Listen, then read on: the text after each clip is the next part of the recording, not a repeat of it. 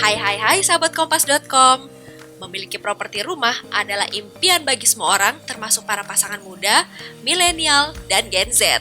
Salah satu cara mewujudkan impian punya rumah pribadi adalah dengan kredit pemilikan rumah atau KPR. Tapi sayangnya sahabat kompas.com, Menteri Keuangan Sri Mulyani menyebutkan bahwa makin banyak pasangan muda yang akan kesulitan untuk membeli rumah. Penyebabnya adalah tingginya inflasi yang berimbas pada kenaikan suku bunga sehingga harga rumah akan semakin melesat tinggi. Dengan adanya isu tersebut, netizen terbagi menjadi dua kubu. Ada yang menganggap KPR rumah adalah aset investasi, ada pula yang mengatakan KPR rumah merupakan beban karena harganya yang tinggi. Kalau kayak gini, kira-kira apakah KPR di usia muda menjadi langkah yang tepat? Lalu apa saja nih yang harus diperhatikan kalau mau KPR rumah? Simak selengkapnya dalam program Generasi Cuan kali ini ya.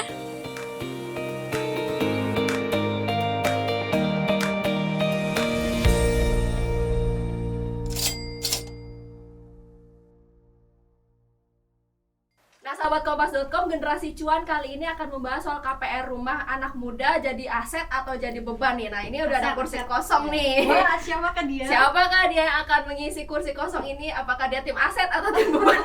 Tim aset atau tim beban? Nggak, harusnya netral ya untuk meluruskan nih pikiran. Langsung aja lah panggil. Undang aja ya. Ini dia cowok kue. Bukan. Cowok kue.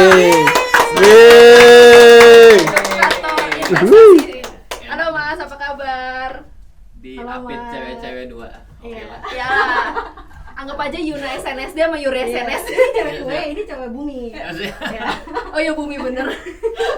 Nah, pas tadi kan kita udah ngebahas soal KPR rumah nih, di media sosial juga ramai betul. bilangnya jadi aset atau jadi beban. Nah, kalau misalnya dari Mas Rian sendiri, sebelum kita mau beli KPR rumah kan pasti ada bunga-bunga yang harus diperhatikan nih. Ada bunga fix ya, ada bunga cap, ada bunga floating. Nah, itu apa sih bedanya Bunga dari Ada. bunga terakhir? Iya. Iya. Skip. Apa namanya? Nah, kan gue jadi lupa nih. Apa bedanya ketiga bunga itu, dan boleh dijelaskan gak Mas cara perhitungannya itu kayak gimana sih? ya baik, kita bicara mengenai kalau kita mau ngambil ke bank nih ya. Kalau kita lagi mau ngambil ke bank itu pasti kita masih tanya dong, cicilannya berapa biasa langsung. Ya. Padahal daripada cicilan itu sebenarnya pasti ada perhitungan bunganya. Jadi yang pertama kita tanya, kita bunganya nih bunga apa sih? Nah, itu Biasanya yang lagi populer biasanya adalah bunga fix. Apa tuh bunga fix? Kalau bunga fix itu artinya cicilan yang dibayarkan itu nilainya adalah tetap. Ya, tetap dibayar, yaitu dibayar antara pokok dan bunga. Keluarnya cicilan. Oh. Jadi pokoknya turun, bunga keluarnya cicilan. Nah, itu pertama adalah fix. Nah, ada cap. Nah, kalau temennya fix itu di cap. Cap. Nah, kenapa ada namanya bunga cap? Cap itu adalah bunga dibatasi. Contoh gini, kalau kita bicara bunganya, misalnya bunga pinjaman adalah 4%, ya. Nanti ketika dia ngikutin 2 tahun atau 3 tahun kemudian, ada syarat nih, bunganya direview ya. Kalau bunganya direview, dia akan cek nih berapa nih bunga pada bank. Bunga pada banknya misalnya 13%. Oh, kok jauh banget ya, gitu ya. Sudah saya batasi di awal, kamu jangan khawatir, tapi nilainya ada misalnya 8%. Jadi walaupun bunga bank nanti berapapun dibatasi, pokoknya tahun ke-3 atau tahun ke-4 yang disepakati akan dibatasi di 8% tersebut. Jadi nggak bisa naik lagi bunganya. Nah, setelah fix ada cap, terakhir adalah floating. Floating. Floating itu adalah bunganya akan ngikutin dengan suku bunga. Nah, kita perlu tahu nih, yang namanya bank itu kalau kita KPR itu namanya adalah bunga pinjaman. Kalau kita nabung namanya adalah bunga tabungan. Bunga tabungan sama bunga pinjaman kira-kira sama apa beda? Beda. Kenapa nggak disamain? nggak tahu, saya bukan tukang bunga. Bukan tukang bunga ya? Bukan, saya bukan tukang Jadi bunga. gini, yang namanya bank itu kan dapat uangnya itu kan dari selisih antara tabungan yang diterima dari kita semua nih, disalurkan kembali. Ke Makanya kita bisa dapat bunga. Kalau dibikin sama, banknya makan apa dong? Nah, itu. Benar, betul ya. Nah, jadi pasti ada selisih tuh. Nah, selisihnya itulah yang dijadikan keuntungan bank. Nah, jadi ketika bunga tabungan itu naik dan turun, bunga pinjaman juga akan naik dan turun. Oh, jadi ngikutin tuh. Biasanya akan sedikit terlambat lah bunga pinjamannya. Iya. Nah, makanya kalau era pada hari ini tadi bagi pendukung yang pinjam, yang mau KPR sekarang, sebenarnya nggak terlalu salah. Kenapa? Kenapa? Karena dari perjalanan kita nih dalam 20 tahun, bahkan bagi orang yang kerja di bank, pada saat ini tuh bunga tabungan dan bunga pinjaman dalam posisi yang paling rendah. Sekarang nih Iya. langsung ambil ya. Nah, tonton dulu. Sabar say. Ini sering sekali kalau baca buku itu lihat covernya Cover. dibeli. Saya nggak mau tahu lagi lihat isinya apa nih. Iya. Ya. Jadi kalau kita bicara mengenai bunga, iya benar pada saat ini benar juga ya bahwa dengan saat ini tuh lagi murah, bunganya lagi kecil. Nah tapi harus tetap perhatiin ada fixed, cap, and floating. Kadang-kadang orang itu berapa sih cicilannya? Lagi fix kan, fix Iya. masih paling murah nih. Oh saya mampu segitu. Dia lupa nih kalau abis fix, capnya jangan-jangan jauh. Bisa jadi nggak mampu loh. Misalnya gini, karena misalnya gini dari 6%, tiba-tiba capnya 9%, itu gede sekali. Kenapa? Itu kenaikan 50%. Ya dong kan 6 ke 9 kan 50%. Iya. Itu kan seperti cicilannya naik dari 3 juta jadi 3.500.000 atau jadi 4 juta kan berat ya. Berat ya. Apalagi kan kalau misalnya ada banyak orang nih yang pertama kali ngambil KPR tuh dikuat-kuatin, dibisa-bisain. Padahal yang disetujuin itu adalah dengan pinjaman yang paling murah, yang lagi fix tuh. Dia lupa kalau ternyata setelah 2 tahun 3 tahun Berubah itu ya? jadi ada kenaikan let's say 30%. Yang mana gajinya dalam 2 tahun ke depan naik 10% juga belum tentu. Belum tentu ya. Betul nggak? Benar. Berarti tiba-tiba kan Betul itu. tiba-tiba kan orang suka bilang gini dalam imajinasi, oh yang namanya kalau pinjam nggak apa-apa, nanti 2-3 tahun lagi kan tambah gaji. baik hidupnya. Iya, Kalau benar. tambah baik. Iya dong.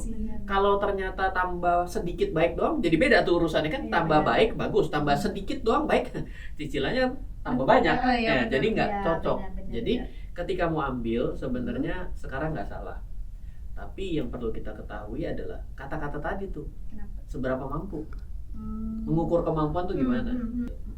Misal kita punya penghasilan let's say 5 juta. Yang disarankan untuk boleh digunakan untuk kredit ya, bukan KPR dong lo ya. Itu nilainya adalah 30 sampai 40% 30% dari penghasilan itu. dari penghasilan. Wow. Jadi notabene sekitar 1,5 juta. Nah, kalau 1,5 juta dicicil 10 tahun. Jadi kita hitung terbalik nih. Iya. Kalau orang kan hitungnya beda nih, dari mata turun ke hati. Makanya ngaco nyicilnya. Dia suka nih sama nih barang. Bagus, udah kadung suka. Iya. Jadi dikuat-kuatin beli. Benar. Nah, ini nggak boleh harusnya. Itu seperti kita. Nah, seperti kita. Ya kan ketemu ini pencerahan ya, duduk di Iya. tengah ini pencerahan kursi Iya. panas ya kan. Jadi ketika kita bicara mengenai dihitungnya terbalik, kita bilang tuh oh penghasilan saya 5 juta. Berarti saya mampu nyicil 30-40%. Let's say 1,5 sampai 2 juta. Ambil yang 2 juta. Ambil yang cicilannya 10 tahun. Oke. Rata-rata properti yang bisa dibeli adalah around 200 sampai 250 juta. Jadi kita main dengan satu angka dulu deh gitu ya. Jadi kalau kita 30-40%, ini baik-baik nih ya, 5 juta itu kan 1,5 sampai 2 juta. 2 juta itu cicilan per bulan. Let's say kita mau nyicil 10 tahun di bank. Maka kisaran properti yang bisa kita beli itu around 200 sampai 250 juta. Ya sudah. Sekarang tinggal kita nengok baru keliling-keliling. Mana nih yang propertinya 200 sampai 250 juta? Bisa dibojong. Nah, ini. Berarti ini agent properti dari langsung. Tahu. Oke, kalau bojong. Sampingannya. Nah, kalau ternyata propertinya di Bojong, pertanyaan saya, kerjanya di mana? Jakarta. Nah, satu perhitungan mengenai waktu. Waktu itu menurut saya adalah aset yang paling berharga di dalam hidup kita. Siapa yang bisa nambah waktu satu hari jadi 25 jam? Ada? Bisa? Ada? Bisa? Nggak ada. Nggak ada. Maka aset paling adil dari Tuhan. Jadi nggak bisa kita bilang, kadang begini, oh ternyata di Bojong. Bukan arti Bojong jelek atau Tangerang Iya, jelek iya. ya, kita nggak kesana. Tapi Benar-benar. oke, jauh. Kantornya di Jakarta nih. Perjalanan pergi 2,5 jam, pulang 2,5 jam. Tiap hari kita sudah memboroskan waktu 5 jam loh. Betul. Ini kurang bijak. Karena dengan 5 jam ini kita bisa melakukan banyak hal. Jadi kalau ternyata kemampuan kita dan kemungkinan besar kemampuan kita pasti nggak sesuai dengan kemampuan uang dengan keinginan tuh nggak cocok. Hmm. Hmm. Hmm. Rata-rata. Jangan lihatnya dari mata turun ke hati. Terus kita pokoknya, terus cicilannya 4 juta, cicilan uang saya 5 juta, mampu saya, jadi begitu loh. Iya. Banyak yang begitu. Itu biasanya di kemudian hari pasti bermasalah. Berarti kan kalau kayak gitu berharap nggak pernah PHK. Ya. Kita juga nggak tahu gimana ceritanya gelombangnya COVID, amit-amit jangan ada lagi. Kita nggak pernah tahu. Tapi just itu terjadi, kita goyang loh secara keuangan. Iya. Kita hilang pekerjaan, kita hilang juga propertinya loh, jangan salah. Jadi hilang dulu semua malahan. Iya, benar. Jadi sekarang ketika kita sudah bilang, loh yang di Bojong kerja di Bojong ada nggak? Tinggal di Bojong kerja di Bojong ada. Tapi tinggal di Bojong kerja di Bojong nggak mampu beli rumah di Bojong ada nggak? Pasti ada juga. Ya sudah kita sewakan ke sana. Kontrakin ya. Jadi kita sewakan ke sana, tapi kecil pasti bilang, mas nggak cocok, cicilannya sekian, sewanya sekian, nggak apa-apa, karena kita kan bicara investasi. Kalau pengen tetap punya, loh kitanya tinggal di mana? Oh ya gampang dong, kita bisa ngontrak dan lain sebagainya. Kena biaya tambahan, nggak apa-apa. 5 jam loh. Kita hemat 5 jam satu hari. Kalau yang udah nikah gimana? Kalau yang udah nikah tuh, nah kebetulan nih pas banget campers kita udah nikah, Iya, tapi lagi masih mengontrak dan mau mencari rumah ya, Mahe ya. Oke, ini bagus ya. Jadi gini, sebenarnya kunci utama bedanya kita sudah menikah dan belum, kunci utama ada di komunikasi. Ya, pertama kalau misalnya hanya dari satu single income, kita kan harus pertimbangkan ya. Kalau dari satu single income ini satu, kalau sudah menikah berarti menafkahi. Yang kedua, nantinya punya anak. Kadang-kadang begini, kita udah lihat properti satu bagus. Kita hanya berpikir bahwa pada hari itu aja. Kita lupa bahwa kita mau punya anak. Kamarnya cuma satu. Iya. Iya kan? Kita lupa kalau kita rencana anaknya 2. Jadi sebenarnya waktu pada saat itu kita beli, itu juga nggak cocok. Itu kayak beli handphone 2022, RAM-nya 2 GB. Iya benar. Tapi kan ada Tapi mampu belinya. Iya. Pemikirannya kayak beli ini aja nanti kalau punya anak baru ditingkatin. Nah, itu banyak tuh Mas yang gitu. Kadang kalau dengan keadaan seperti itu, terus sudah tidak dihitung dengan cara berhitung terbalik tadi, biasanya nggak kebeli tuh yang selanjutnya. Nggak kebeli. Nggak kebeli. Tingkat-tingkat. Boro-boro ningkatin, malah mau dikeruk ke dalam. Boro-boro mau ningkatin, ini mau dikeruk ke dalam. Bikin basement lebih mahal daripada bikin rumah tingkat. Bener, itu bener gitu. Jadi pasangannya harus komunikasi ya. Komunikasi dulu, setelah itu kita pilih rumah, tapi harus ada komunikasi. Yang kedua adalah harus sesuai dengan kemampuan, tapi juga harus kita pikirkan dengan masa depan. Ya tadi cuma satu kamar, anaknya masih kecil, bisa. Loh kan anaknya umur 17 tahun terus apa kabar? Di tenda. Nah makanya kan jadi kalau rumah depannya masih bisa muat tenda, belum tentu juga loh kadang-kadang. Iya, motor aja masuk ke ruang tamu. Betul. Halaman rumah orang kan Nah ada. makanya jadi kadang-kadang orang gini, saya tidak bilang properti itu salah dibeli, tapi harus pikir ya, satu-satunya instrumen investasi yang kalau salah muter baliknya susah tuh properti. Contoh, saya beli saham, salah beli. Kalau beli saham salah beli, kita bisa beli kan 1 lot, 100 lot, 1000 lot. Salah beli 1 lot nggak apa-apa, Bisa dijual. gampang dijual. Kalau misalnya kita rencana 1000 lot baru kebeli 1 lot juga nggak apa-apa. Karena apa? Karena beli saham bisa 1000 lot, bisa beli 1 lot dulu. Kalau kita bicara hari ini anak zaman sekarang kenalnya kripto, bisa beli dengan nilai kecil 50.000, 25.000, reksadana bisa, emas bisa.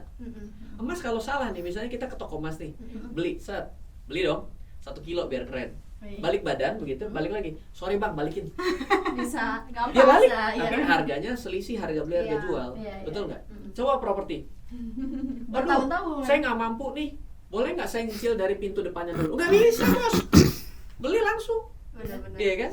Tanah depan saya kotakin dulu, saya beli depannya, belakang nanti saya beli belakangan. Nggak bisa. Nggak bisa ya? Sebata dulu nggak bisa ya? Nggak bisa. Oh. Ya kan? Kalau beli tanah pakai pengki, lu mau? Artinya apa? Artinya properti ini tidak bisa dibeli sesuai kemampuan uang, tapi harus dibeli satu set sesuai dengan penawaran. Oh iya sih. Satu. Yang kedua, kita beli nih, Mbak mau jual properti, deal saya beli ya, perginya besok ke notaris. Jadi ketika kita ke notaris nih, misalnya udah akad begitu ya, kita balik badan, notaris, sorry nggak jadi ya beli, oh nggak bisa, udah nggak bisa. Iya. Terus gimana dong saya beli, saya nggak feeling loh, aduh kayaknya nggak oke gitu ya, ya cari pembeli lain, betul nggak? Betul. Berarti kan waktu untuk muter baliknya nggak gampang.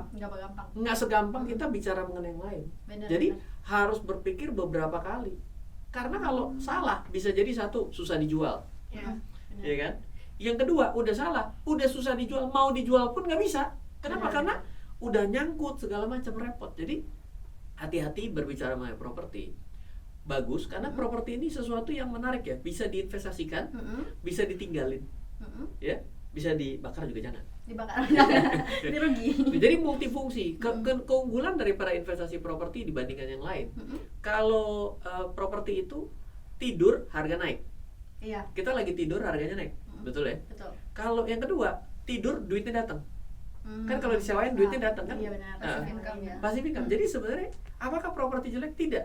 Tapi yang saya sarankan adalah sebelum sampai menginjak investasi properti, better mulai dengan investasi yang lain dulu agar tahu apa feel-nya dalam investasi. Berarti ini yang disebut adalah ya tadi Mas Rian bilang investasi properti bisa jadi beban juga kalau misalnya kita nggak memperhitungkan ya. Mungkin itu kali yang dimaksud aset versus beban kali ya. Beban satu, beban waktu. Kalau ternyata terlalu jauh dari tempat kerja, itu harus kita pertimbangkan. Karena 5 jam ya, coba kita bayangkan 5 jam. Kalau kita dari sini pindah pulang gitu ya, dan mungkin startnya jam 6 sore. Jangan-jangan anak itu udah tidur. Iya. Kita nggak pernah ketemu. Tiba-tiba udah SMA. Bisa jadi begitu loh. Bisa jadi begitu. Ya, itu penting. Kenapa? Karena kalau once kita sudah punya anak, tanggung jawab kita bukan hanya kepada keluarga, hanya pada istri kita, tapi adalah bagaimana caranya membesarkan anak kita juga. Ini kita bicaranya sudah bukan bicara rich, tapi bicara wealth. Rich itu kadang kaya duit. Duit ya. Kalau wealth itu adalah seimbang atas 3 hal. Apa itu? 1 adalah punya uang. Punya uang. Ya, Terus 2 secara spiritual bagus dan sosial. 3 adalah bisa jaga diri sendiri. Oh itu wealth tuh namanya. Wealth. Kalau orang kaya doang, duitnya banyak tapi tiap hari ke ICU karena rumah sakit, berarti dia cuma kaya duit. Sehatnya bobrok. Nah, kita harus bisa mengajarkan ke masyarakat kita yang masih muda, yang masih kuat, ya, yang masih energik sekali, bahwa kita tidak lagi bisa mengejar namanya uang, tapi kita mesti mengcombine ini menjadi satu kesatuan disebut dengan wealth. Wealth itu sekali lagi adalah punya duit. Kenapa? Kalau nggak punya duit sakit juga. Iya. Pikiran aduh nggak punya duit ya, jadi sakit. Ya kan? Stres tuh penyakit nomor 1 yang membuat orang sakit tambah parah. Oh Ya. iya betul. Pergi ke rumah sakit juga, ya kan, psikiater, Duit, repot. Oke, yang kedua bicara mengenai spiritual dan sosial. Banyak duit tapi Nggak ditemenin. nggak gaul, Iya. ya, percuma ya kan. Gimana tuh di pojok sendiri tuh kotakin gitu kan, repot. Iya, Gitu kan. bener-bener. Yang ketiga adalah harus sehat. Percuma menjadi orang kaya di usianya 120 mau pergi ke Mount Everest susah nakinya. Belum sehat. Ya, berarti sehat itu kalau bisa adalah kita jaga kesehatan dari muda.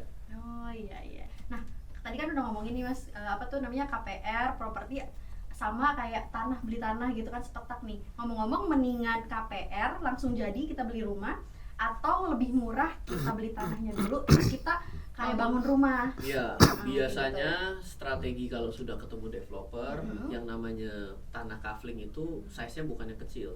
Dia sisain yang gede untuk dibeli dan dibangun oleh orang yang memang mau custom. Karena kalau orang-orang itu sudah kaya, kadang-kadang dia kepingin beda. Rumahnya ya. Kita miskin pengen beda susah juga karena nggak duitnya kurang. Gitu. Tahu diri. Kita loh, bukannya satu orang. Salah. Tapi saya yang merasa terasa. Jadi ketika kita bicara mengenai tanah dibangun, sebenarnya bisa jadi lebih hemat dan 2 adalah sesuai dengan keinginan. Oh, saya maunya kamar mandinya double decker ya. Double decker. Double decker kayak bus, ya kan? Kayak bus. Mandinya di bawah enggak. Yang buang air di atas, yang di bawah mandi. Dong.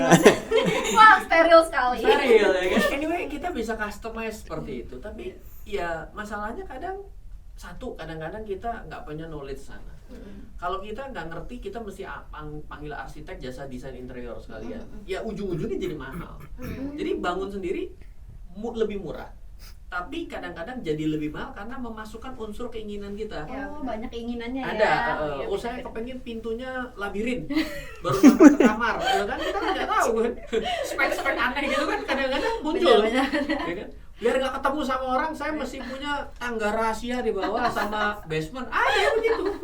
Iya benar. Jadi tanah bagus, tapi masalahnya jadi tidak terlalu applicable pada setiap daerah, karena masalahnya adalah biasanya beli tanahnya itu jadi nggak mungkin untuk dengan besarannya kecil, besarannya besar gitu. Iya benar. Gitu kira-kira. Kita akan lanjut lagi di video part 2 generasi cuan, akan kita bahas nih lebih rinci lagi mengenai banyak sertifikat yang harus diurus, asuransi dan lain-lain yang orang-orang nggak tahu nih kalau misalnya beli KPR rumah nggak hanya cicilan tapi perhatikan itunya juga. Nah, kita akan dibahas di video part 2, tetap di generasi cuan.